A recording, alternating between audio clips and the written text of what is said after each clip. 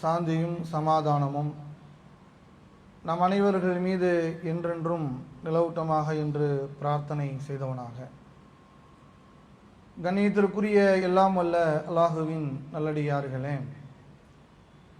அல்லாஹுடைய மார்க்கமான இந்த தீனுல் இஸ்லாத்தில் ஒரு மனிதனுடைய வாழ்க்கை முறைகளை எப்படியெல்லாம் அமைத்து கொள்ள வேண்டும் என்பதற்கான வழிகாட்டுதல்களாக திருமறை குர்ஆனையும் நபிகள் நாயகம் ஸல்லல்லாஹு அலைஹி வஸல்லம் அவர்களுடைய வழிமுறையும் அல்லாஹ் ரப்புல் ஆலமீன் நமக்கு வழங்கியிருக்கின்றார்.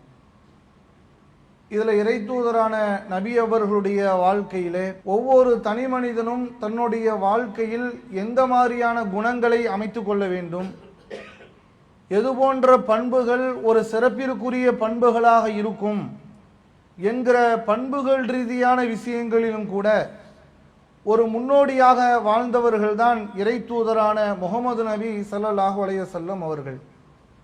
அல்லாஹுடைய தூதருடைய அந்த வாழ்க்கையிலே ஒரு இறை நம்பிக்கையாளர்கள் பல்வேறான குணங்களை பாடமாக கற்றுக்கொள்ள வேண்டிய அளவில் ஒரு சிறந்த ஒரு மனிதராக அல்லாஹுடைய தூதர் வாழ்ந்திருக்கிறார்கள். அதிலே அவர்களுடைய மனைவி அன்னை ஆயிஷா ரலியல்லாஹு அன்ஹா அவர்கள் குறிப்பிடுகின்ற பொழுது, அல்லாஹுடைய தூதருடைய வாழ்க்கை நற்குணமாகவே இருந்தது என்று அல்லாஹுடைய தூதருடைய நற்குணத்திற்கு சான்று பகிரக்கூடிய அளவிலே ஒரு சிறந்த நற்குணம் கொண்டவராக அல்லாஹுடைய தூதரின் வாழ்க்கை இருந்திருப்பதை பார்க்கிறோம். பொதுவாக ஒரு மனிதனுடைய வாழ்க்கையில எவ்வளவுதான் பணங்கள் இருந்தாலும், எவ்வளவுதான் செல்வங்களை சேர்த்து வைத்திருந்தாலும், நல்ல குணங்கள் அவரிடத்தில் இல்லை என்றால் அந்த பணத்திற்கு மதிப்பு இருக்காது. ஒரு பெண்ணுக்காக வேண்டி ஒரு மணமகனை தேடி செல்கிறோம் என்றால் அது எவ்வளோ பெரிய கோடீஸ்வரராக இருந்தாலும் பணத்திற்கு முன்பு நாம் என்ன முதலில் பார்ப்போம் என்றால் நல்ல குணங்கள் இருக்கிறதா, நல்ல நடத்தைகள் இருக்கிறதா, நல்ல விதமான பண்பு கொண்டவராக இருக்கிறாரா என்பதை தான் முதல்ல நம்ம பார்க்கக்கூடியவராக இருப்போம். அப்போ குணம் என்பது எல்லா விதத்திலையும் ஒரு மனிதனுக்கு தேவையுடையதாக இருக்கிறது. ஒரு மனிதனுடைய வாழ்க்கையில நற்பண்பு என்பது, நற்குணம் என்பது எல்லா மனிதனுடைய வாழ்க்கையிலே மிக முக்கியம் ஒன்றாக இருப்பதை பார்க்கிறோம். அதில் அல்லாஹுடைய தூதருடைய வாழ்க்கையில நற்குணம் என்று ஒரு குறிப்பிட்ட சில பண்புகளை மாத்திரம் சொல்லிவிட்டு நாம கடந்து விட முடியாது. நீங்க எந்த ஒரு பண்பை நீங்கள் எடுத்துக்கொண்டாலும் அதுல ஒரு முன்னோடியாக அல்லாஹுடைய தூதருடைய வாழ்வு இருப்பதை பார்க்கிறோம். அதில் இன்றைய தினம் நாம பார்க்க இருப்பது, அல்லாஹுடைய தூதர் அவர்கள் தன்னோடு மக்களிடத்தில், தன் வாழ்ந்த அந்த சமூக மக்களிடத்திலே எப்படியான ஒரு அணுகுமுறை அவர்கள் கையாண்டிருக்கிறார்கள், எப்படியான ஒரு பழக்க முறைகளை அவர்கள் உருவாக்கி இருக்கிறார்கள் என்பதை குறித்து தான் நாம இந்த ஜும்மாவுடைய உரையிலே அறிந்து கொள்ள இருக்கின்றோம். அல்லாஹுடைய தூதருடைய வாழ்க்கையை குறித்து நபிகள் நாயகம் ஸல்லல்லாஹு அலைஹி வஸல்லம் அவர்களிடத்தில் பணி செய்த பணியாளராக இருந்த அனஸ் ரலியல்லாஹு அன்ஹு அவர்கள் சொல்றாங்க, இவங்களுடைய தந்தை அபூ தல்ஹா ரலியல்லாஹு அன்ஹு சிறு வயதிலேயே 10 வயது இருக்கின்ற பொழுது, சிறுவராக இருக்கின்ற பொழுது அல்லாஹ்வுடைய தூதர்கிட்ட கொண்டு போய் விட்டுட்டாங்க. என்னுடைய மகனை உங்களிடத்தில் நான் ஒப்படைத்து விடுகிறேன், அவரை நீங்கள் பார்த்து கொள்ளுங்கள் என்று சிறு வயதிலேயே பணியாளராக அவர்கள் விட்டு விட்டார்கள். அல்லாஹ்வுடைய தூதரிடத்தில் நீண்ட காலம் பணி செய்தவர்கள், நபிகள் நாயகத்தோடு நீண்ட காலம் இருந்த அனஸ் ரலியல்லாஹு அன்ஹு அவர்கள் சொல்றாங்க, அல்லாஹ்வுடைய தூதரை நான் எப்படி பார்த்திருக்கிறேன் தெரியுமா, மா காலலி ஷையின் சனதுஹு லிமா சனத ஹாதா ஹாகதா, நான் ஒரு விஷயத்தை செய்தேன் என்று சொன்னால், ஏன் இந்த காரியத்தை நீ செய்த, நான் ஒரு விஷயத்தை செய்யவில்லை என்றால் நீ ஏன் இந்த காரியத்தை செய்யல என்று ஒரு முறை கூட அல்லாஹ்வுடைய தூதர் என்ன கேள்வி கேட்டது கிடையாது. அப்ப எந்த அளவுக்கு ரசூல் ஸல்லல்லாஹு அலைஹி வஸல்லம் அவர்கள் தன்னுடைய பணியாளர்களுடைய விஷயத்திலே, ஒரு அணுகுமுறையில் நடந்து கொள்ளுகின்ற விஷயத்திலே எவ்வளவு ஒரு நேர்த்தியாக, எவ்வளவு ஒரு கண்ணியமான முறையிலே நடந்திருக்கிறார்கள் என்பதை இந்த ஹதீஸின் அனஸ் ரலியல்லாஹு அவர்கள் சொல்லுகின்ற அந்த ஸ்டேட்மெண்ட் மூலமாக நாம தெரிந்து கொள்கிறோம். அதே போன்று நீங்கள் அல்லாஹ்வுடைய தூதருடைய காலகட்டத்தில் பல நிகழ்வு நீங்கள் இது மாதிரி பார்க்கலாம். ஒரு ஆளு குறையை திருத்துவதாக இருந்தாலும் பல அணுகுமுறை என்பது இன்னைக்கு நம்ம மக்களிடத்தில் பார்த்தீங்கன்னா, ஒரு ஆள்கிட்ட இப்போ எல்லா மனிதர்களிடத்திலையும் இயல்பாக பல குறைகள் இருக்கத்தான் செய்யும். குறைகள் இல்லாத மனிதர்கள் நீங்கள் இந்த உலகத்தில் பார்க்க முடியுமா? வானவர்களை தவிர வேற யாரையும் நீங்க பார்க்க முடியாது. வானவர்களை மட்டும்தான் நீங்க அப்படி பார்க்கலாம். ஏன்னா அல்லாஹ் சொன்னது அப்படியே செய்வார்கள். ஆனா அந்த குறைகளை சுட்டி காட்டும் பொழுது அதுக்குன்னு சில அணுகுமுறைகள் நம்மள்கிட்ட இருக்கணும். ஒரு மகன் வந்து ஒரு தப்பு பண்ணிட்டான், அந்த மகனிடத்தில் அந்த தப்பை சுட்டி காட்டும் பொழுது 4 பேருக்கு முன்னால் அந்த மகனை வச்சு, என்னடா நீ இப்படி பண்ணிட்ட, நீ என்னடா இந்த தப்பு பண்ற அப்படின்னு அந்த மகனை கண்டிக்கிறார் என்று சொன்னால், அந்த இடத்தில் அந்த மகனுடைய தன்மை என்ன ஆகுது? 4 பேருக்கு முன்னாடி எங்க வாப்பா இப்படி பேசிட்டாரு, என்னுடைய கண்ணியத்தை சீர்குலைச்சிட்டாரு. நிறைய குடும்பங்கள் நீங்க பார்க்கலாம், வாப்பாவுக்கும் மகனுக்கும் மட்டும் பார்த்தீங்கன்னா எதிரியா இருப்பார். வாப்பாவை கண்டாலே மகனுக்கு பிடிக்காது. ஏன்னா வாப்பா எதுக்கு எடுத்தாலும் கண்டிப்பார், எதற்கு எடுத்தாலும் அறிவுரை சொல்லுவார், எதற்கு எடுத்தாலும் நல்லதை அவனுக்கு போதிப்பார். ஆனா எல்லாருக்கும் முன்னாடி அதை சொல்லும் பொழுது, மகனுடைய குறையை வெளிப்படுத்தி பேசும் பொழுது அவனால் அதை பொறுத்துக்க முடியல. நாங்க வாப்பா எப்படி என்னை பேசுறாரு, ஒரு 4 பேர் இருக்கிறாங்கன்னு சொல்லி ஒரு சபையில கூட என்னுடைய கண்ணியத்தை பாதிக்கிற அளவில் நடந்துக்கிறாரு அப்படின்னு ஒரு கௌரவ பிரச்சனை அங்க அவனுக்கு இடிக்கும். அல்லாஹ்வுடைய தூதருடைய வரலாற்றை நீங்க எடுத்து பாருங்க, ஒரு தவறை சுட்டி காட்டுவதிலும் கூட அவ்வளவு அற்புதமான முறையில் அவர்களுடைய அந்த அணுகுமுறை இருந்திருக்கிறது என்பதை நாம வரலாற்றுகள்ல பார்க்கிறோம். எந்த அளவிற்கு என்று சொன்னால், அல்லாஹ்வுடைய தூதர் பள்ளிவாசலில் இருக்கின்றார்கள். அப்போ தஹலல் அராபியுல் மஸ்ஜித், ஒரு அரபி என்ன செய்கிறார் என்று சொன்னால், ஒரு காட்டுவாசி, ஒரு கிராமவாசி அரபி அந்த பள்ளிவாசலுக்குள்ளே அவர் வருகிறார். வந்துவிட்டு அல்லாஹ்வுடைய தூதருக்கு அருகில் வந்து அவர் அமர்கிறார். அமர்ந்து விட்டு அவர் என்ன பண்றார் தெரியுமா? ஒரு பிரார்த்தனை அல்லாஹ் கிட்ட செய்கிறார். அல்லாஹு மகுஃபிர்லி வலி முஹம்மதின், யா அல்லாஹ் என்னுடைய பாவத்தையும் இந்த முகமதுடைய பாவத்தையும் மன்னித்து விடு. எங்களோடு பலர்களும் இங்கு இருக்கிறார்கள், அவங்க பாவத்தெல்லாம் நீ மன்னிச்சிடாத. அவர் கேட்டது தப்பு. அல்லாஹ்வுடைய தூதர் என்ன பண்றாங்க? அவர் கேட்ட பிரார்த்தனை தவறு. எல்லோருடைய பாவங்களையும் மன்னிக்கணும் தான் நம்ம துவா செய்யணும். எல்லாருடைய பாவத்தை நீ மன்னித்து அருள் என்று தான் அல்லாஹ்ட்ட கேட்கணும். ஆனா அவர் அப்படி கேட்கல. அல்லாஹ்வுடைய தூதர் என்ன பண்றாங்கன்னா, ஃபலஹிக ரசூலுல்லாஹி அலைஹி வஸல்லம், அல்லாஹ்வுடைய தூதர் சிரித்து விட்டு அந்த நபருக்கு அல்லாஹ்வுடைய தூதர் சொல்கிறார்கள், அல்லாஹ்வுடைய விசாலமான தன்மைக்கு நீ தடை விதிக்கிறாயா? இப்படிலாம் செய்யக்கூடாது, இந்த மாதிரிலாம் நீங்கள் பிரார்த்தனை பண்ணக்கூடாது என்று அல்லாஹ்வுடைய தூதர் அவருக்கு அந்த அறிவுரையை கொடுக்குறாங்க. அவர் ஒரு மார்க்கத்தை அறியாதவர். அவர் என்ன பண்ணிடுறாருன்னா, பள்ளிவாசலுடைய ஒரு மூலையில் போய் சென்று சிறுநீர் கழித்து விடுகிறார். இந்த சம்பவத்தினுடைய தொடர்லையே அவர் போய் சிறுநீர் கழித்து விடுகிறார்.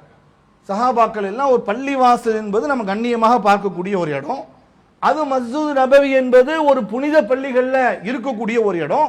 அந்த இடத்துல போய் ஒருவர் சிறுநீர் கழித்து விட்டால் அதை சாதாரணமாக பார்க்க முடியுமா? யூரின் ஒரு ஆள் போயிட்டாரு, யூரின் போயிட்டாருங்கிறதுக்காண்டி அவர் பாட்டுக்கு போகட்டும் அப்படின்னு விட்டுற முடியுமா? எல்லாரும் கோவப்படும் போது அல்லாஹ்வுடைய தூதர் என்ன தெரியுமா பண்றாங்க? அந்த நபரை கூப்பிட்டு, அவரும் பயந்து வந்து ரசூல்லா பக்கத்துல இருந்து நிக்கிறாங்க. ஏதாவது ரசூல்லா எனக்கு சொல்லுவாங்களா, என்னை கண்டிப்பார்களா, என்ன செய்கிறார் என்று பார்ப்பதற்காண்டி நிற்கிறார்.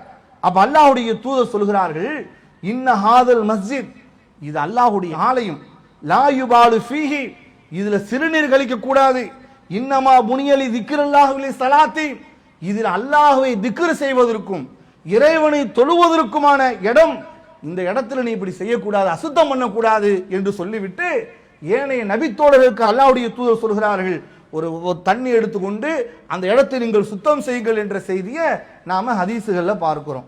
அப்போ ஒரு மனிதனுடைய தவறை சுட்டி காட்டும் போது எப்படியான அணுகுமுறை இருக்கணும்? நாம தான் 100% சரியா இருக்கணும் டைப்ல சொல்லக்கூடாது. நம்ம என்ன பலவீனங்கள்ல இருக்கிறோமோ அதே பலவீனத்தில் தான் அவனும் இருப்பான். அப்ப அவனுடைய தவறை நாம் சுட்டி காட்டும் பொழுது அந்த தவறிலிருந்து அவன் விடுபடக்கூடிய நிலையில் அவனை நாம் உருவாக்கணும். நாம சில இடங்களில் தவறை சுட்டி காட்டுவோம், அவன் அதோட என்ன பண்ணிடுவான், இவன் என்னடா நம்மள சொல்றது, அதுக்கப்புறம் நமக்கு முன்னாடியே சிகரெட்டை தூக்கி ஊதிட்டு மூஞ்சுக்கு முன்னாலே சிகரெட் விட்டு போவான். அப்போ ஒரு மனிதனுடைய தவறை நாம் சுட்டி காட்டுவது என்பது எப்படி இருக்கணும்? அந்த தவறிலிருந்து அவன் மீண்டு வரக்கூடியவனாக இருக்கணும், அந்த தவறை அவன் உணரக்கூடியவனாக இருக்கணும். அந்த தவறிலிருந்து அவன், நாம ஏன் இந்த பாவத்தை செய்தோம், நாம் ஏன் இப்படியான குற்றத்தை செய்தோம், நாம் ஏன் இப்படியான ஒரு தவறை செய்தோம் என்று சொல்லி அவன் வருந்தி அந்த தப்பிலிருந்து மீளக்கூடிய ஒரு சிந்தனை ஓட்டத்தை உருவாக்குவதுதான் ஒரு அறிவுரையினுடைய பயன். ஆனா நம்ம பல கட்டங்கள் என்ன பண்றோம், கணவன் மனைவிக்குள்ள பிரச்சனைகளை சமூகங்கள்ல பார்க்கலாம். என்ன நடக்கும்? 4 பேருக்கு முன்னாடி குறைய வெளிப்படுத்துறது, அவங்கள்ட்ட என்ன பலவீனம் இருக்கோ, அவங்களோட சமையல்ல ஒரு பிரச்சனை இருக்கு, சமையல்ல வந்து ஒழுங்கா சமைக்கல அப்படின்னா, அது என்ன சமைச்சிருக்கிற அப்படி 4 பேருக்கு முன்னாடி கண்ணிய குறைவு ஏற்படுத்துற மாதிரி ஒரு வார்த்தையை விட்டுட்டா அது அவங்களால பொறுத்துக்க முடியுமா? அவங்க வீட்டார்களுக்கு முன்வைத்து பேசிட்டால் அதனால் அவர்கள் ஏற்றுக்கொள்ள முடியுமா? அப்ப இன்றைக்கு பல குடும்பங்களிலும் கூட கணவன் மனைவி பிரச்சனையாக இருக்கட்டும், நண்பர்களுக்குள்ள உள்ள பிரச்சனையாக இருக்கட்டும், இது எல்லாமே எங்கிருந்து உருவாகுது தெரியுமா? அணுகுமுறையில் இருக்கிற குளறுபடிகள் தான். நம்ம எப்படி ஒரு ஆள்கிட்ட அதை ஹேண்டில் பண்ணணும், அவருடைய தவறை எப்படி சுட்டி காட்டணும் என்று தெரியாத ஒரு முறையினால தான் எல்லா பிரச்சனைகளுக்கும் அடித்தளமாக இருப்பதை நம்ம பார்க்கிறோம். நீங்கள் அல்லாஹ்வுடைய தூதருடைய காலகட்டத்தில் இன்னொரு வரலாற்று செய்தியை நம்ம பார்க்கிறோம். ஒரு இளைஞன் அவர் என்ன பண்றாருன்னா, அல்லாஹ்வுடைய தூதரிடத்துல வந்து நான் விபச்சாரம் செய்யணும், எனக்கு அனுமதி கொடுங்கிறார். சஹாபாக்கள் எல்லாம் இருக்கிற அந்த சபையில அவர் என்ன கேட்கிறாரு? நான் விபச்சாரம் செய்யணும், எனக்கு அனுமதி கொடுங்கன்ற சொல்லாட்ட வந்து கேட்கிறார். சஹாபாக்கள் மகு மகு நவுந்து போப்பா, நீ என்னப்பா கேட்கிற, நீ இந்த மாதிரியா கேட்கிறது அப்படின்னு சஹாபாக்கள் எல்லாம் எல்லாரும் கோபப்பட ஆரம்பித்து விட்டார்கள். என்ன கேள்வி கேட்கிற அப்படிங்கிற டைப்ல எல்லோரும் கேட்கிறார்கள், நிறுத்து நிறுத்து அப்படின்னு. அப்ப அந்த நபர் கேட்டது தவறு. ரசூல்லா நீ இந்த சபையில கேட்கிறிய அறிவு கட்டவனா? ரசூல்லா நம்மளா இருந்தா அப்படிதான் கோவப்பட்டுருவோம். என்ன பண்ணிருப்போம்? என்ன இந்த சபையில் என்ன கேள்வி கேட்கிற, என்ன அறிவு கட்டவனா நீ? இந்த மாதிரி ஒரு கேள்வி கேட்கலாமான்னு கேள்வி கேட்டு அவனை பைத்தியமாக்கி ஒரே அடியா ஓடி ஊரை விட்டே விரட்டி விட்டுருவோம். ஆனா ரசூல் என்ன பண்றாங்க தெரியுமா? அவர் அந்த கேள்வி அந்த இளைஞன் தவறென்று தெரிந்து அந்த சமூகத்தில் அந்த தவறை செய்வதற்கான அனுமதி பெற வேண்டும் என்பதற்காக அல்லாஹ்வுடைய தூதரிடத்தில் அந்த கேள்வி எழுப்புகிறார். அப்ப ரசூலுல்லாஹி ஸல்லல்லாஹு அலைஹி வஸல்லம் அவங்க அந்த நபரிடத்தில் அல்லாஹ்வுடைய தூதர் கேட்கிறாங்க, துஹிப்புலி உம்மிக்க, உன்னுடைய தாயிடத்தில் இதை நீ விரும்புவாயாங்கிறாங்க. அல்ல ரசூலுல்லாஹ், நான் எப்படி அது விரும்புவேன்? தாயிட்ட நான் விரும்ப மாட்டேன். உன் சகோதரிடத்தில் நீ விரும்புவாயா? என் சகோதரிடத்தில் நான் விரும்ப மாட்டேன். உன் தாயோடைய சகோதரிடத்தில் இதை நீ விரும்புவாயா? அது எப்படி ரசூலுல்லாஹ் விரும்புவேன்? அதை நான் விரும்ப மாட்டேன். உன் தந்தையின் சகோதரிடத்தில் இதை நீ விரும்புவாயா? அல்லாஹ்வுடைய தூதர், அதை நான் விரும்ப மாட்டேன் என்று அவர் ரசூல் ஸல்லல்லாஹு அலைஹி வஸல்லம் அவர்கள் கேட்ட ஒவ்வொரு கேள்விக்கும் அந்த தவறை அவர் உணர்கிறார். அல்லாஹ்வுடைய தூதர் துஆ செய்கிறார்கள், அல்லாஹு மக்ஃபிர் லி தன்பிஹி, யா அல்லாஹ் இவருடைய பாவத்தை மன்னித்து அவருடைய உள்ளத்தை நீ தூய்மைப்படுத்தி அவருடைய கற்பனை பாதுகாத்து விடு என்று அல்லாஹ்வுடைய தூதர் அந்த சபையில் அந்த நபருக்காக வேண்டி பிரார்த்தனை செய்கிறார்கள். அந்த பிரார்த்தனைக்கு பிறகு ஃபலம் யகூன் பாத தாலிகல் ஃபதா, அந்த இளைஞன் அந்த விபச்சாரம் பாதையின் பக்கம் அவன் திரும்பி செல்லவே இல்லை என்று அல்லாஹ்வுடைய தூதர் சொல்லக்கூடிய இந்த செய்தியை நாம பார்க்க முடிகிறது. அப்ப தவறை சுட்டி காட்டுறது என்பது என்னத்துக்கு? தவறை திருத்துறதுக்கு தான். அவன் திருந்துறதுக்கு தான் தவறை சுட்டி காட்டுறோம். அப்ப திருந்தாம ஒருவன் மீண்டும் அந்த தப்பின் பக்கம் நீ எல்லாம் என்னை சொல்றதா? 4 பேருக்கு முன்னாடி என்னை கண்ணிய குறைவா நடத்திட்ட, 4 பேருக்கு முன்னாடி என்னை இழிவுபடுத்திட்ட என்று சொல்லி அவன் மீண்டும் எப்படியாக நிலைக்கு உருவாகிறான்? அந்த தப்பையே செய்யக்கூடியவனாக ஆகிவிடுகிறான், அந்த தவறின் பக்கமே செல்லக்கூடியவனாக இருக்கிறான் என்பதை பார்க்கிறோம். சில நேரங்களில் நாம் அணுகுமுறைகளிலே கடுமை காட்டும் பொழுது, கடுமை மார்க்கத்தில் கடுமை காட்டலாம், மார்க்க விஷயங்களில நாம ஒரு இணை வைப்பான ஒரு காரியம் இருக்கிறது, சமூகத்தில் அந்த இணை வைப்பிலே மூழ்கி இருக்கிறார்கள், அந்த மக்களை மீட்டெடுக்கணும், அந்த மக்கள் நியாயத்தின் பக்கம் அவர்களை அழைக்க வேண்டும், சத்தியத்தின் பக்கம் அவர்களை கொண்டு வர வேண்டும், அதற்கு கடுமை காட்டலாம். அதற்கு அவர்கள் அறிவுபூர்வமாக எடுத்து சொல்லி கடுமையான முறையிலே பிரச்சாரம் செய்து அந்த மக்களை மீட்டெடுக்கக்கூடியவர்களாக நாம் இருக்கணும். அதே நேரத்தில் மார்க்கத்தினுடைய பேணுதல்களில் சில குறைபாடுகள் இருக்கும். பல பள்ளிவாசல்ல பாருங்க, மாணவர்கள் குறைவாக இருப்பதை நீங்க பார்க்கலாம். இளைஞர்கள், பள்ளி பருவ மாணவர்கள் பள்ளிவாசலுடைய தொடர்பு குறைவா இருக்கும். என்ன காரணம் அப்படின்னா, அவன் நாங்கள் பள்ளியில வந்து தொழாம விளாண்டுக்கிட்டு இருக்கான், எங்களுடைய தொழுகையை பாழ்படுத்துறான் அப்படின்னு அந்த பள்ளியில் இருக்கக்கூடிய ஒரு 50-60 வயதிற்கு மேற்பட்ட பெரியவர்கள் எல்லாம் அந்த சின்ன பிள்ளைகளை திட்டி பள்ளிவாசலுக்கு வரும்போதெல்லாம் அவனுக்கு ஏதாவது அறிவுரை என்ற பெயரிலே அவனை அதட்டி அவனை ஏசி அந்த பள்ளிவாசலுக்குள்ளேயே வரவிடாமல் தடுக்கிற பல காரியங்கள் நீங்க எல்லா பள்ளிகளுக்கும் சென்று பார்த்தால் உங்களுக்கு தெரியும். ஆனால் அல்லாஹ்வுடைய தூதர் ஸல்லல்லாஹு அலைஹி வஸல்லம் அவர்கள் ஒரு தவறை கூட எப்படி சுட்டி காட்டுகிறார்கள் என்பதில் இன்னொரு செய்தி நீங்கள் பாருங்கள். ஒரு நபித்தோழர் என்ன செய்கிறார் என்றால், தொழுது கொண்டிருக்கிறார். தொழுது கொண்டிருக்கும் பொழுது ஒருவர் பக்கத்தில் இருக்கக்கூடியவர் ஒரு தும்பி விடுகிறார். தும்பிட்டால் இவர் என்ன பண்றாங்க, எர்ஹமுக்குல்லா என்று சொல்லி விடுகிறார். அந்த சஃபில் இருந்தவர்கள் எல்லாம் என்ன பண்றாங்கன்னா இந்த நபித்தோழரை முறைத்து பார்க்கிறார்கள். தொழுதுட்டு இருக்கும் போது இவர் எர்ஹமுக்குல்லாங்கிறார, தொழும் போது பேசக்கூடாதுல, தொழும் போது தும்பினால் பதில் சொல்லக்கூடாதுல, ஆனா இவர் எர்ஹமுக்கல்லா என்று சொல்லி விடுகிறார். எல்லாரும் முறைத்து பார்க்கிறார்கள். இவர் தொழுகையில என்ன செய்கிறார் என்று சொன்னால், எல்லாம் ஏன் என்னை முறைச்சு பார்க்குறீங்க அப்படின்னு அவர் கேள்வி கேட்கிறாராம். அப்போது எல்லா நபித்தோழர்களும் தன்னுடைய தொடைகளை தட்டி இப்படி பேசக்கூடாதுன்னு அவங்க உணர்த்துறாங்க. ஆனா அவருக்கு அது தெரியல. தொழுகை முடிந்ததற்கு பிறகு இந்த நபித்தோழர், இந்த நபர் பயத்திலே இருக்கிறார். ரசூல்லா என்ன கண்டிக்க போறாங்கன்னு தெரியல, நம்மள ரசூல்லா என்ன மாதிரி சொல்ல போறாங்கன்னு தெரியல, நம்ம தொழுகையில ஏதோ ஒரு பிழை பண்ணிட்டோம், தொழுகையில ஏதோ ஒரு தவறு செஞ்சிட்டோம், ஆனா நமக்கு ரசூல் ஸல்லல்லாஹு அலைஹி வஸல்லம் அவர்கள் ஏதோ கடுமையான முறையில் நம்மளை கண்டித்து விடுவார்கள் என்று அவர் பயத்தில் இருக்கிறார். அப்ப அல்லாஹ்வுடைய தூதர் திரும்பி அந்த நபரை அழைத்து அல்லாஹ்வுடைய தூதர் சொன்னார்களாம், இந்த தொழுகை என்பது எப்படியானது என்று சொன்னால், மக்களிடத்தில் நீங்கள் பேசக்கூடாது, இன்னமா ஹுவ தஸ்பீஹ், இதுல தஸ்பீஹ் செய்ய வேண்டும், வ தக்பீர் நீங்கள் சொல்ல வேண்டும், வ கிராத்துல் குர்ஆன், இதில் குர்ஆனை நீங்கள் ஓத வேண்டும், இதுதான் இந்த தொழுகையில நீங்கள் நிலைநாட்ட வேண்டுமே தவிர இதுல ஒரு ஆள்கிட்ட இன்னொரு ஆள்கிட்ட பேசி கொண்டிருப்பது என்பது தொழுகையில் செய்யக்கூடிய ஒரு நிலை கிடையாது, தொழுகையில் செய்ய வேண்டிய ஒரு பேணுதல் இல்ல, அது தவறான விஷயம் என்று ரசூல் ஸல்லல்லாஹு அலைஹி வஸல்லம் அவர்கள் அவருக்கு இந்த தவறை சுட்டி காட்டுகிறார்கள். இந்த தவறை கேட்டுட்டு அந்த நபித்தோழர் சொல்கிறார்கள், மாராயத்தும் அல்லின் கல்பு, அல்லாஹ்வுடைய தூதர் எனக்கு சொல்லிக் கொடுத்த அந்த பாடம் இருக்குதுல, இது மாதிரியான ஒரு ஆசிரியரை நான் இதுவரைக்கும் பார்த்ததில்லை. அவ்வளவு அருமையான முறையில், அவ்வளவு எளிமையான முறையில் எனக்கு ரசூல் ஸல்லல்லாஹு அலைஹி வஸல்லம் அவர்கள் இந்த செய்தியை கற்றுக் கொடுத்தார்கள் அப்படிங்கிற ஒரு செய்தியை பார்க்கிறோம். அப்போ சில நேரங்களில் நாம் என்ன செய்கிறோம், ஒரு விஷயத்தை கற்றுக் கொடுக்கிறோம் என்ற பெயரில் அங்கு கடுமையை காட்டுறது. உனக்கு இதெல்லாம் தெரியுமா? சில மாணவர்கள் தப்பு பண்ணிடுவாங்க வீட்டிலேயே. ஒரு பெரிய மாணவரை தப்பு பண்ணிடுறாரு, இதெல்லாம் உங்க ஸ்கூல்ல சொல்லி கொடுக்கலையா, உனக்கு எந்த வாத்தியார்? இவன் ஏதாவது தப்பு பண்ணிட்டானா வாத்தியார் என்ன செய்வார்? அதுக்கு இவன் செய்யற குற்றத்துக்கு நடத்துற பாடங்கள் என்ன செய்யும்? ஆனா நம்ம என்ன கேள்வி கேட்போம், அவன் படிச்ச பாடங்கள்லாம் எடுத்து உனக்கு எந்த வாத்தியார் சொல்லி கொடுத்தாரு, எந்த ஸ்கூல்ல படிச்ச, இது உனக்கு தெரியாதா அப்படிங்கிறது. அப்ப இந்த மாதிரியான ஒரு அணுகுமுறை என்பது ஒருவருடைய உள்ளத்தில் குரோதங்களையும் ஒரு மனிதனுடைய உள்ளத்தில் தவறை திருத்தாத நிலையிலையும் அது நிலைக்கக்கூடியதாக அது ஆகிவிடும். அப்ப ரசூல் ஸல்லல்லாஹு அலைஹி வஸல்லம் அந்த பண்புகளில் அல்லாஹ்வுடைய தூதருடைய அந்த பண்பு முறைகள்ல ஒன்று என்ன அப்படின்னா, ஒரு மனிதனிடத்துல சக மனிதர்களிடத்தில், சக ஊழியராக இருக்கட்டும், குடும்ப உறுப்பினராக இருக்கட்டும், தன்னுடைய கொள்கை சகோதரர்களாக இருக்கட்டும், தன்னுடைய தோழமை சகோதரர்களாக இருக்கட்டும், எல்லோரிடத்திலும் எப்படி அணுகணும் அப்படிங்கிறதுல ஒரு அழகிய முன்மாதிரி மிக்கவராக அல்லாஹ்வுடைய தூதருடைய இந்த அணுகுமுறை இருந்திருப்பதை பார்க்கிறோம்.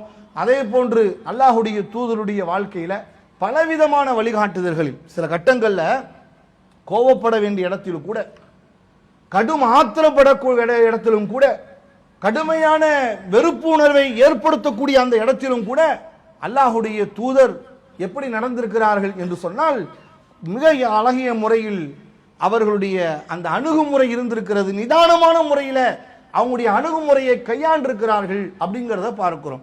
எந்த மாதிரியான முறைகளில்? ஒரு முறை அல்லாஹ்வுடைய தூதர் என்ன பண்றாங்கன்னா, சஹாபாக்கள் 2 நபர்களை அழைத்து, அலி பின் அபு தாலிப் என்ற ஒரு நபித்தோழரையும் ஜுபைர் இப்னு அவ்வாம் என்ற நபித்தோழரையும் அல்லாஹ்வுடைய தூதர் அழைத்து, நீங்கள் 2 நபர்களும் ரவுலத் ஹாக் என்ற ஒரு இடத்திற்கு நீங்கள் செல்லுங்கள். அந்த இடத்துல ஒரு பெண்மணி இங்கிருந்து ஒரு உளவு பார்த்து கொண்டு ஹாத்திப் இப்னு அபி பல்தா என்ற நபித்தோழரின் மூலமாக ஒரு உளவு செய்தியை எதிரிக்கு கொண்டு செல்கிறாள், அதை நீங்க உடனே தடுத்து நிறுத்துங்க ரசூலுல்லாஹ் சொல்லி அனுப்புறாங்க. இவர்கள் இருவரும் அங்க போய் அவங்கள தடுத்து நிறுத்தி விசாரிக்கிறாங்க. ஒட்டகத்தை பார்க்குறாங்க, ஒட்டகத்தில் இல்லை. அப்போ அந்த பெண்ணிடத்தில் கேட்குறாங்க, நீங்கள் இங்கிருந்து ஒரு தூது செய்தியை கொண்டு போறீங்க, எங்களுடைய தூதர் ஒரு காலமும் பொய் சொல்ல மாட்டார்கள், அவர்கள் உண்மைதான் பேசுவார்கள், ஒழுங்கா நீங்க எடுத்து என்ன கொண்டு போறீங்கிறத சொல்லிடுங்க, அப்படி சொல்லவில்லை என்று சொன்னால் உங்களுடைய ஆடைகளை களைய வேண்டிய நிலை உண்டாகும் அப்படின்னு மிரட்டுறாங்க. உடனே அந்த பெண்மணி என்ன பண்றாங்கன்னா, தன்னுடைய முடியிலிருந்து அந்த தூது செய்தியை எடுத்து, எனக்கு இந்த நபர் தான் கொடுத்தார் என்று, ஹாத்திப் இப்னு அபி பல்தா என்ற நபித்தோழர் தான் இதை அனுப்பினார் என்று சொல்லி ஒரு தகவலை சொல்லி விடுகிறார்கள். அல்லாஹ்வுடைய தூதரிடத்தில் கொண்டு போய் இந்த தகவலை சேர்க்கும் பொழுது உமர் ரலியல்லாஹு அவங்க கடுமையான கோபம். எந்த அளவுக்கு கோபம்னா, அல்லாஹ்வுடைய தூதரே, நம்மளோடு இருந்து கொண்டு நாம் நம்ம செய்கின்ற இந்த செய்தியை எதிரிகளுக்கு தூது செய்தி சொல்லக்கூடிய இவரை நாம சாதாரணமாக விட்டுவிடக் கூடாது. என்னிடத்துல விட்டுருங்க, அவர் கழுத்தை துண்டாக்கிறன்னு கடுமையாக கோவப்படுகிறார்கள்.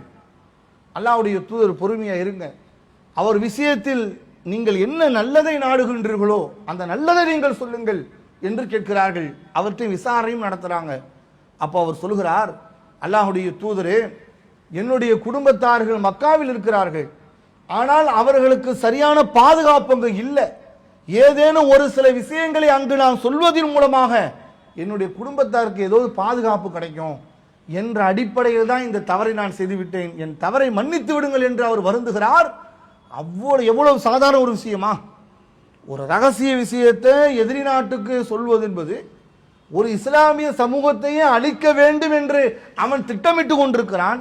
அவனிடத்தில் இங்கிருக்கிற ஒரு செய்தியை அங்க பரிமாறுவது என்பது சாதாரண ஒன்றல்ல, கடும் ஒரு நாட்டு குற்றம். உளவு செய்தி என்பது சாதாரண விஷயமா? நாடு கடத்த வேண்டிய ஒரு குற்றம்.